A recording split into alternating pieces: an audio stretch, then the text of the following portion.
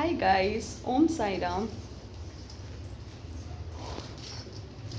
और आप क्या कर रहे हैं बताइएगा।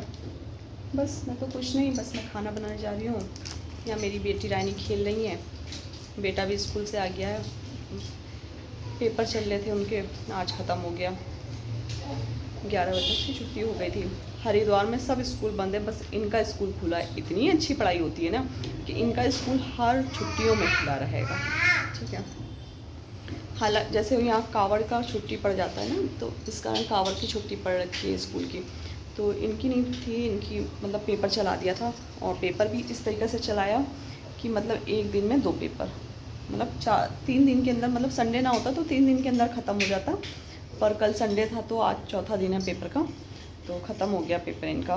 मतलब जीके कैंप और ड्राइंग वगैरह नहीं दिया, मेन पेपर लिया, बस हो गया। यहाँ का सावन मतलब 2 तारीख को जल चढ़ेगा नीलकंठ महाराज को, सॉरी नीलकंठ महादेव को। तो बस यहाँ का सावन 2 तारीख को ख़त्म हो जाएगा। हमारा यूपी का तो ऐसा होता है कि 18 तारीख को ख़त्म होगा, जिस दिन रक्षाबंधन होता है उसके एक दिन पहले ख़त्म होता है। और से तो कहते हैं कि 19 तारीख तक, मतलब कहते हैं कि रक्षाबंधन में भी मतलब आधे दिन तक रहता है सावन। मानने वालों की बात है, जैसे गाइस के जो मानता है उसके लिए सब कुछ है, जो नहीं मानता उसके लिए कुछ नहीं है। पर मैं इतना ढोंग नहीं मानती हूँ कि हाँ ये नहीं करना चाहिए, वहाँ नहीं जाना चाहिए, ऐसा नहीं करना चाहिए। मैं ये सब नहीं मानती हूँ। बस मैं इतना मानती हूँ कि हाँ, जो भगवान की चीज़ें हैं मैं उसमें बिलीव करती हूँ कि हाँ ये कोई कहता है ब्रस्ट को ये खाना नहीं चाहिए, वो नहीं करना चाहिए, ये नहीं करना, मतलब हाँ नॉनवेज वगैरह की तो बात नहीं करूँगी, मतलब और सब चीज़ों की तो मैं नहीं मानती हूँ इतना। तो बस यहाँ का सावन 2 तारीख को ख़त्म होगा। पर मैं यहाँ का भी सावन मानती हूँ, अपने यूपी का भी सावन मानती हूँ, क्योंकि शुरू से यूपी में रही हूँ, फिर ससुराल भी यूपी का है। तो मतलब मैं वहीं का मानती हूँ, वहाँ का भी मानती हूँ, यहाँ का भी। मतलब यहाँ भी 10-11 साल हो गया है हमें। तो हम मतलब हस्बैंड भी मानते हैं, ऐसी बात नहीं है कि हम लोग मतलब दोनों सावन मानते हैं। तो यहाँ 2 तारीख को ख़त्म होगा, वहाँ 19 तारीख को। बस एक बार तो 2 महीने का पड़ गया था, पता नहीं क्या पड़ा था, तो बीच में कुछ अजीब सा कुछ कहते हैं, मुझे नहीं आता, पता नहीं क्या कहते हैं पहले लोग के लोग। और तो बस यही है। अब आप बताइए। कल मैं ब्लॉग नहीं बनाई, कल क्यों, मैं तो 2-3 दिन से ब्लॉग ही नहीं बना रही। कल तो और ज़्यादा तबीयत ख़राब थी मेरी, तो इस कारण बिल्कुल नहीं बनाने की हिम्मत हुई मुझे। और फिर बस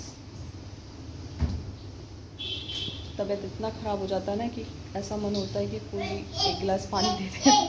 कुछ तो बेटे से झाड़ू लगवाया था कि झाड़ू लगा दो, तोड़ दिया भाई ने, उनका चश्मा था डॉक्टर वाला, तो इनके भाई ने तोड़ दिया है। तो वही कह रही है पहनाओ, तो ये पहन तो सकती नहीं है, क्योंकि इन लोग के पास कोई खिलौना मतलब एक दिन से ज़्यादा कभी नहीं रह सकता है। कि एक दिन से भी ज़्यादा अगर ये खिलौना 2 दिन से भी ज़्यादा रख लें तो बहुत ही, मतलब एक होता है ना कि छोटे बच्चे तोड़ दे तो समझ में आता है, पर बड़ा बच्चा तोड़ दे तो फिर मुझे गुस्सा आता है।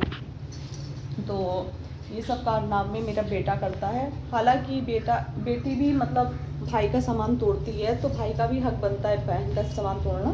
तो बस यही चीज़ है कि दोनों भाई बहन का कंपटीशन रहता है चीज़ें तोड़ने के लिए, तो तोड़ देते हैं, कोई नहीं, इन लोग का सामान है, इन लोग तोड़े चाहे रखें, मैं मुझे क्या करना है, मुझसे मांगते हैं मैं दिला देती हूँ, उसके बाद इनका मन, इनको रखना है फेंकना है जो करना है करे, कोई मतलब नहीं है मुझे। और जिस दिन मुझे गुस्सा आएगी उस दिन मैं कब सब कुछ दिलाना बंद कर दूँगी। वैसे बेटा तो जिद नहीं करता है, पर अब बेटी का तो पता नहीं आगे चल के क्या होना है।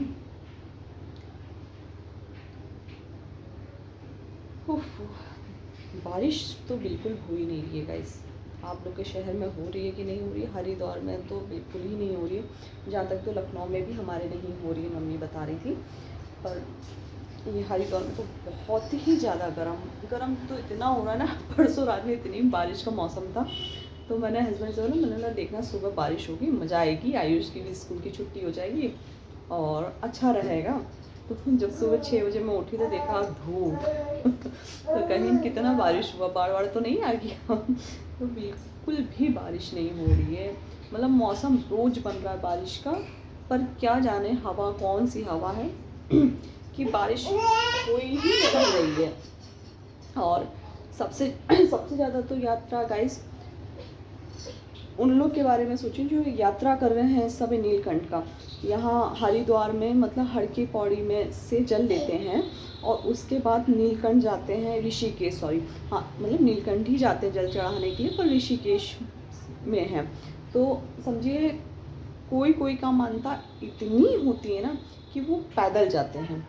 हालांकि सरकार उन लोग के लिए एक बस का भी योजना करती है फ्री, कोई कोई होता है चला जाता है, कोई कोई का इतना मानता कर रखा रहता है, या कोई चैनल के लिए करता है या कोई चीज़ भी एक होता है ना, श्रद्धा होती है या मतलब एक अपना मन होता है, तो उस कारण वो पैदल जाते हैं। और इतनी कड़क धूप हो रही है, मतलब हर साल तो बारिश होती थी, तो चलिए उन लोग के लिए भी बहुत आराम होता था। मैं तो यही आज हस्बैंड से भी मॉर्निंग में यही बात कर रही थी, चलो हम लोग तो घर में हैं तो हम लोग को समझ में आ रहा है, गर्म से बच जाते, कूलर लगा लेते, पंखा लगा लेते, इंसान मतलब आराम कर लेता है। पर जो यात्रा कर रहे हैं इस समय मतलब वो तो और जितना जितना हरिद्वार बढ़ते जाएंगे नीलकंठ जी के भगवान के पास, वो उतनी ही गर्मी और बढ़ती जाएगी। क्योंकि हो सकता है हालांकि वहाँ थोड़ा ठंड टाइप का हो, पर धूप समझिए आप ऊपर इतनी लगती है ना।